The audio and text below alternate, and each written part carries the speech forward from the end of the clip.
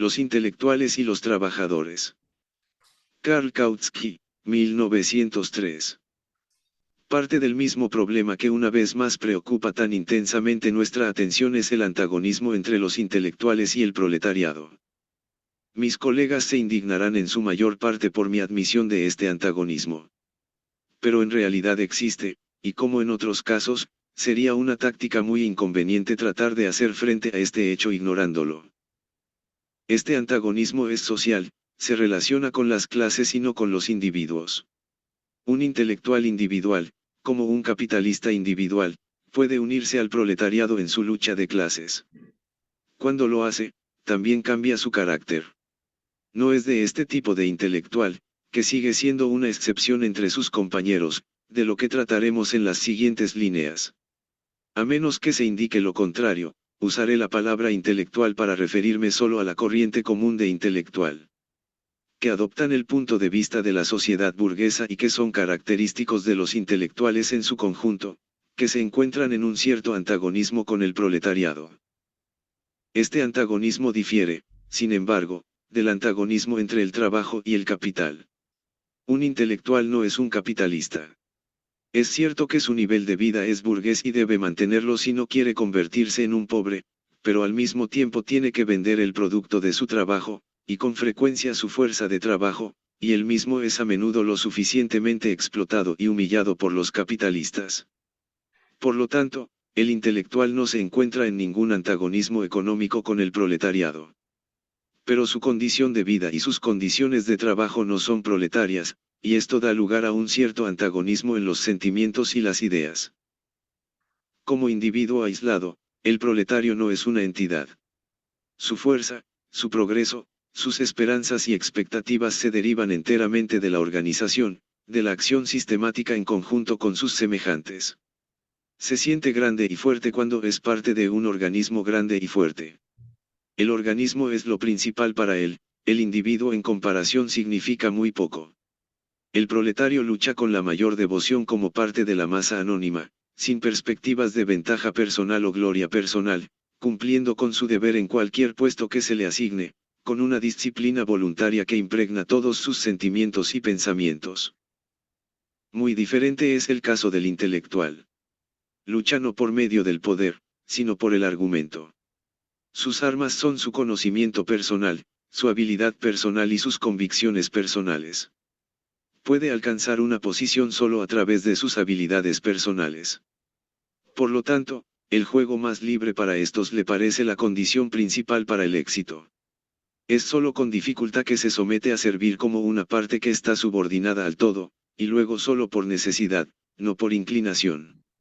Reconoce la necesidad de disciplina solo para las masas, no para unos pocos elegidos. Y, naturalmente, se cuenta entre estos últimos. Además de este antagonismo entre el intelectual y el proletario en el sentimiento, hay otro antagonismo. El intelectual, armado con la educación general de nuestro tiempo, se concibe a sí mismo como muy superior al proletario. Incluso Engels escribe sobre la mistificación académica con la que se acercó a los trabajadores en su juventud. Al intelectual le resulta muy fácil pasar por alto en el proletario a su igual como compañero de combate, a cuyo lado en el combate debe ocupar su lugar.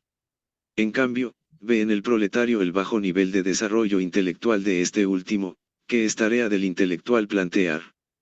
No ve en el obrero a un camarada sino a un alumno. El intelectual se aferra al aforismo de La Salle sobre el vínculo entre la ciencia y el proletariado, un vínculo que elevará a la sociedad a un plano superior. Como defensores de la ciencia, los intelectuales acuden a los trabajadores no para cooperar con ellos como camaradas, sino como una fuerza externa especialmente amistosa en la sociedad, ofreciéndoles ayuda. Para La Salle, que acuñó el aforismo sobre la ciencia y el proletariado, la ciencia, como el Estado, está por encima de la lucha de clases. Hoy sabemos que esto es falso. Porque el Estado es el instrumento de la clase dominante. Además, la ciencia misma se eleva por encima de las clases solo en la medida en que no se ocupa de las clases, es decir, solo en la medida en que es una ciencia natural y no una ciencia social. Un examen científico de la sociedad produce una conclusión completamente diferente cuando la sociedad se observa desde un punto de vista de clase, especialmente desde el punto de vista de una clase que es antagónica a esa sociedad. Cuando se trae al proletariado desde la clase capitalista, la ciencia se adapta invariablemente para satisfacer los intereses capitalistas. Lo que el proletariado necesita es una comprensión científica de su propia posición en la sociedad. Ese tipo de ciencia que un trabajador no puede obtener de la manera oficial y socialmente aprobada. El propio proletario debe desarrollar su propia teoría. Por esta razón debe ser completamente autodidacta, sin importar si su origen es académico o proletario. El objeto de estudio es la actividad del proletariado mismo, su papel en el proceso de producción, su papel en la lucha de clases. Solo de esta actividad puede surgir la teoría, la autoconciencia del proletariado.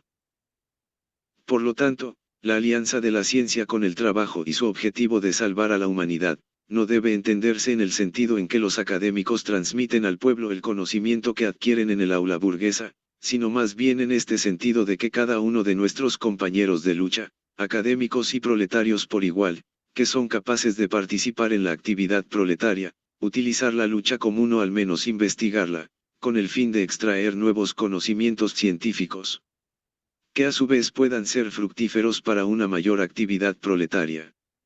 Puesto que así es como está el asunto, es imposible concebir que la ciencia se transmita al proletariado o que una alianza entre ellos como dos potencias independientes. Esa ciencia, que puede contribuir a la emancipación del proletariado, solo puede ser desarrollada por el proletariado y a través de él. Lo que los liberales traen de los círculos científicos burgueses no puede servir para acelerar la lucha por la emancipación, sino a menudo solo para retrasarla. Las observaciones que siguen son a modo de digresión de nuestro tema principal. Pero hoy, cuando la cuestión de los intelectuales es de tan extrema importancia, la digresión no carece quizás de valor. La filosofía de Nietzsche con su culto a superhombre para quien el cumplimiento de su propia individualidad lo es todo y la subordinación del individuo a un gran fin social es tan vulgar como despreciable, esta filosofía es la verdadera filosofía del intelectual, y lo hace totalmente incapaz de participar en la lucha de clases del proletariado. Junto a Nietzsche, el portavoz más destacado de una filosofía basada en los sentimientos del intelectual es Ibsen.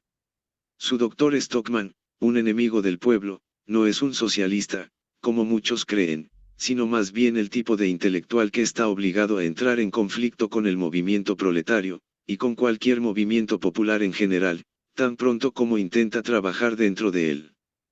Porque la base del movimiento proletario, como de todo movimiento democrático, es el respeto a la mayoría de los semejantes. Un intelectual típico a la Stockman considera una mayoría compacta como un monstruo que debe ser derrocado.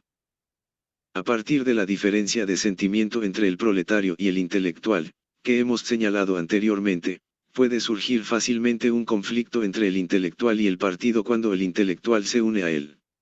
Eso se mantiene igualmente incluso si su afiliación al partido no da lugar a ninguna dificultad económica para el intelectual, y aunque su comprensión teórica del movimiento puede ser adecuada.